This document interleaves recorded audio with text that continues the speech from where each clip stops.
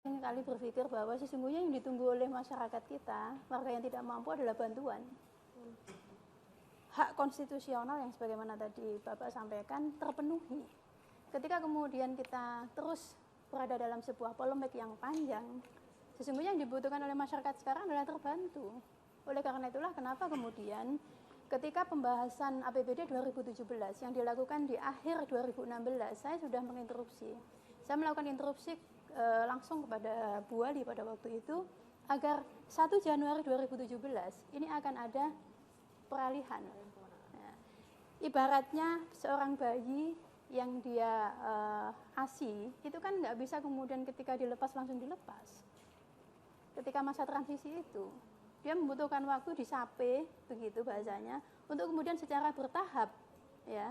Kemudian semuanya ditanggung oleh provinsi. Kan harusnya udah ada 2 tahun ya untuk peralihan ya, karena undang-undang itu sendiri kan dari 2000. Ya, secara masa. Jadi ketika undang-undang itu ditetapkan di Oktober 2014, itu memang ada masa menunggu terkait sampai implementasi yaitu 2 tahun yang kemudian jatuhnya adalah 1 Januari 2017. Namun kondisi itu kan tidak terwujud secara lancar seperti itu. Oleh karena itu sebenarnya yang dibutuhkan sekarang adalah bagaimana kemudian masyarakat itu dibantu, bagaimana kesulitan masyarakat itu dibantu.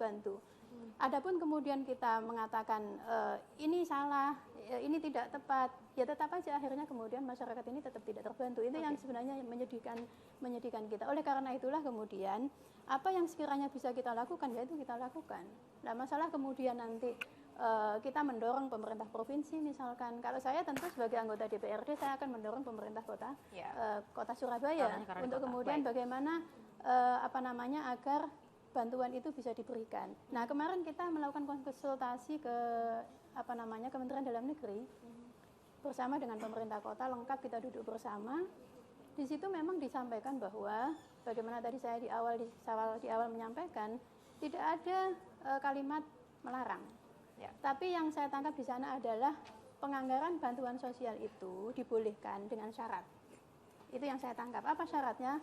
Yang pertama adalah silakan berkoordinasi dengan provinsi, bagaimana tadi sama ada Bapak tadi, untuk kemudian memastikan berapa sih yang kesulitan gitu loh. Berapa sih yang akan dianggarkan di 2018 oleh provinsi? Kalau kita kemudian membantu ini bagaimana? Karena sesungguhnya di bulan Maret 2017 Gubernur sesungguhnya mengirim surat kepada Wali Kota ditembuskan ke DPRD Kota Surabaya yang mengatakan bahwa dari 11.000 sekian yang tadi rawan putus sekolah ada sekitar kurang lebih 5.600 yang sudah dibebaskan gitu loh. Nah, ini kan butuh verifikasi lagi, butuh kepastian lagi untuk kemudian kita bicara di 2018. Nah, kemudian sisa itulah bagaimana ini kalau pemerintah kota. Nah, disitulah kemudian gotong royong tadi, duduk bersama, koordinasi itu kemudian berjalan. Nah, syarat yang kedua yang disampaikan oleh Kementerian Dalam Negeri adalah bantuan sosial berdasarkan definisi di dalam Undang-Undang 23 2014 mengatakan bantuan sosial bukanlah sesuatu yang sifatnya wajib. Tapi dia dianggarkan ketika pemerintah daerah sudah memprioritaskan. Jadi bahasanya adalah memprioritaskan urusan wajib. Nah, memprioritaskan urusan wajib. Pemerintah Kota Surabaya saat ini dalam konteks urusan wajib itu sudah luar biasa memberikan prioritas anggaran.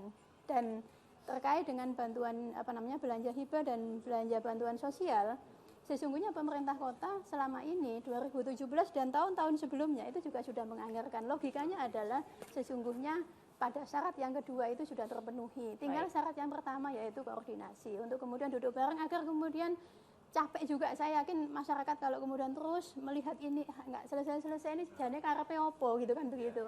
Nah, kemudian masyarakat membutuhkan sentuhan.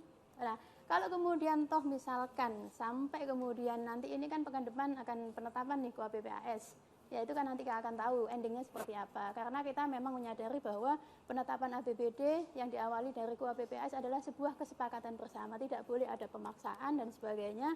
Kesepakatan bersama, pemerintah kota sepakat, DPRD sepakat, kemudian menjadi dokumen KUAPPAS. Kalau salah satu nggak sepakat memang tidak bisa menjadi. Kita kemudian tidak tahu nanti endingnya seperti apa. Tentu kita berharap sesuatu yang bagus.